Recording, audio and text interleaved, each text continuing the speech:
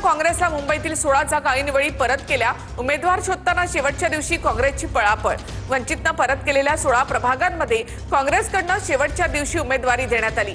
बहुतांश अनुसूचित जातीचे प्रभाग वंचितकडे गेल्यामुळे काँग्रेसमध्ये मोठी नाराजी निर्माण झाली होती।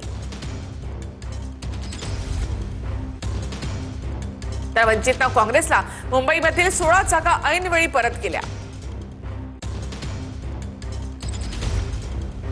परत केल्या त्यावेळेस आता तिथे उमेदवार शोधणं त्या एवढ्या लवकर काही शक्य नव्हतं, परंतु आघाडी म्हटलं की तडजोड करावी लागतो। त्यांच्याकडे उमेदवार नाहीत तर जागा मागितल्या का हा प्रश्न येतो आणि मागितल्यावर मग तिथे उमेदवार जर नव्हते तर त्यांनी काँग्रेसला पूर्वसूचना दिली असती तर काँग्रेसने त्या ठिकाणी उमेदवार उभे केले असते।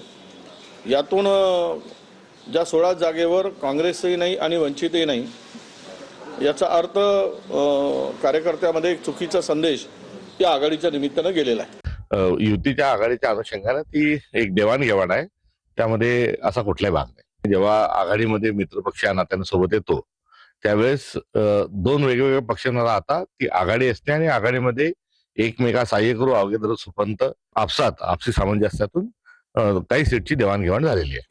लाडकी बहीण योजनेमध्ये 12,000हून अधिक सरकारी कर्मचारी लाभार्थी आहेत। आरटीआय मधून माहिती उघड झालेली आहे। योजनेमधील अपात्र लाभार्थ्यांची संख्या 1 लाखाहून अधिक आहे। महिला आणि बालविकास विभागाकडून कर्मचाऱ्यांवर कारवाई करण्याचे आदेश आता देण्यात आले।